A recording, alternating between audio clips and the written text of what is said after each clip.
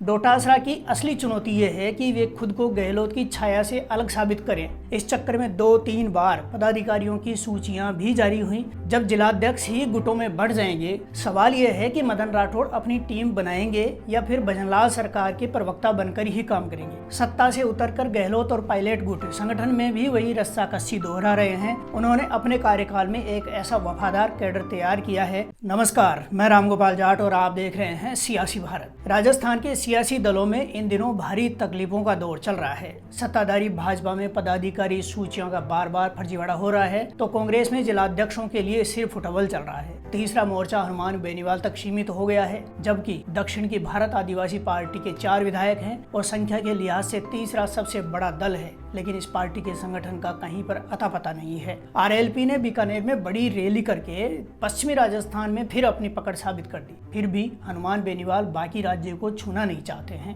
भाजपा अध्यक्ष मदन राठौड़ की टीम बनने का इंतजार किया जा रहा है। इस चक्कर में 2-3 बार पदाधिकारियों की सूचियां भी जारी हुई, लेकिन हर बार फर्जी सूची बोलकर खारिज कर दिया जाता है। जिला अध्यक्षों से लेकर प्रदेश टीम की सूचियां सोशल मीडिया पर तैर रही हैं। भाजपा सूत्रों का दावा है कि सूचियां असली होती हैं, लेकिन जैसे ही विरोध होता है तो फर्जी बोलकर वापस ले लिया जाता है। सवाल यह है कि मदन राठौड़ अपनी टीम बनाएंगे या फिर भजनलाल सरकार के प्रवक्ता बनकर ही काम करेंगे। असलियत यह है कि भाजपा में 4 से 6 गुट बन चुके हैं जो अपने अपने समर्थकों को पदाधिकारी बनाना चाहते हैं। इस वजह से जैसे ही अध्यक्ष की ओर से सूची जारी की जाती है, वैसे ही दबाव बनाया जाता है। नतीजा ये होता है कि सूचियों को फर्जी बताया जाता है, अन्यथा इससे पहले कभी ऐसा नहीं हुआ कि फर्जी सूची जारी की गई हो। सत्ताधारी दल के मुखिया के पास 2 टके का काम नहीं बचा है। वो खुद को सुर्खियों में बनाए रखने के लिए बेवजह कांग्रेस पर बयानबाजी करते रहते हैं, जबकि सरकार उनकी है और जवाब उनको देना चाहिए। बात विपक्ष की करें तो कांग्रेस में जिलाध्यक्षों की नियुक्ति को लेकर सिर्फ उठबल हो रहा है। ये पद अब शक्ति प्रदर्शन, वर्चस्व और भविष्य की कुर्सी की लड़ाई बन चुका है। सत्ता से उतरकर गहलोत और पायलट गुट संगठन में भी वही रस्साकस्सी दोहरा रहे हैं जो 3.5 साल तक सत्ता में करते रहे हैं। कांग्रेस में हर बड़ा नेता अपने जितने ज्यादा जिलाध्यक्ष बनवा सकता है, उसकी संगठन में उतनी ही मजबूत पकड़ मानी जाती है। कांग्रेस के इस आंतरिक युद्ध ने पार्टी को जमीनी स्तर पर फिर से 4 भागों में बांट दिया है। कांग्रेस में जिलाध्यक्ष महज एक पद नहीं बल्कि पावर सेंटर होते हैं। ये उम्मीदवार चयन से लेकर टिकट वितरण, रैलियों में भीड़ जुटाने और मीडिया नैरेटिव तक हर जगह असर रखते हैं। इसलिए हर नेता चाहता है कि अधिक से अधिक जिलाध्यक्ष उसी के खेमे से हों, क्योंकि यही भविष्य में डेलीगेट होते हैं, यही अगले चुनाव में गुट शक्ति का प्रमाण बनते हैं। अगर किसी नेता के मान लीजिए 20 जिलाध्यक्ष बन जाते हैं तो वह प्रदेश कांग्रेस कमेटी में उतनी ही मजबूत लॉबी तैयार कर लेता है। यही लॉबी बाद में राष्ट्रीय नेतृत्व के सामने जनाधार बनकर पेश की जाती है। यानी जिलाध्यक्ष बनाना सीधा सीधा भविष्य की कुर्सी का निवेश है।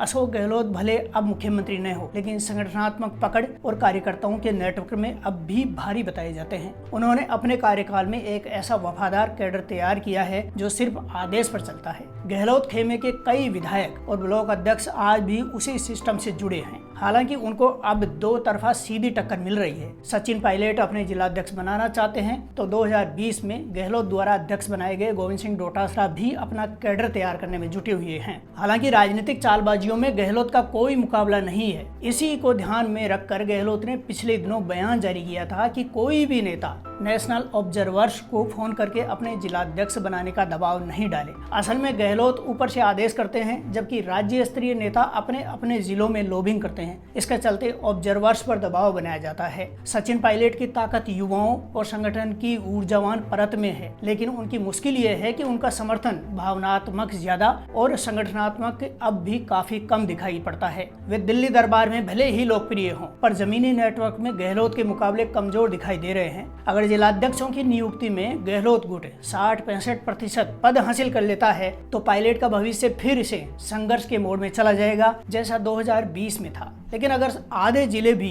पायलट के पक्ष में झुकते हैं तो ये कांग्रेस के भीतर 2 मुखी नेतृत्व की आधिकारिक स्वीकृति होगी। प्रदेश अध्यक्ष गोविंद सिंह डोटासरा इस खेल में सबसे कठिन स्थिति में हैं। एक और गहलोत के करीबी होने का ठप्पा है तो दूसरी ओर संगठन को एकजुट रखने की जिम्मेदारी है। माना जा रहा है कि डोटासरा अपने प्रभाव से 15-20 जिलाध्यक्ष अपनी पसंद से बना सकते हैं, खासकर शेखावाटी, जयपुर और नागौर बेल्ट में। लेकिन डोटासरा जिलाध्यक्षों का भी असर अंततः गहलोत गुट को ही फायदा पहुंचाएगा, क्योंकि ये गहलोत की रणनीतिक लाइन पर चलते हैं। डोटासरा की असली चुनौती ये है कि वे खुद को गहलोत की छाया से अलग साबित करें, अन्यथा उनका राजनीतिक भविष्य सिर्फ गहलोत के आदमी तक सीमित रह जाएगा। कांग्रेस के पुराने कार्यकर्ता अब खुलकर कहने लगे हैं कि संगठन नहीं गुट बन रहे हैं। स्थानीय स्तर पर विकास, मुद्दे, विचारधारा या जनता की चिंता कहीं नहीं दिखती है। सब कुछ इस बात पर टिक गया है कि कौन किसका आदमी है। गुटबाजी इतनी हावी है कि गहलोत के समर्थक पायलट समर्थकों को और पायलट समर्थक गहलोत के समर्थकों को कांग्रेसी ही नहीं मानते हैं।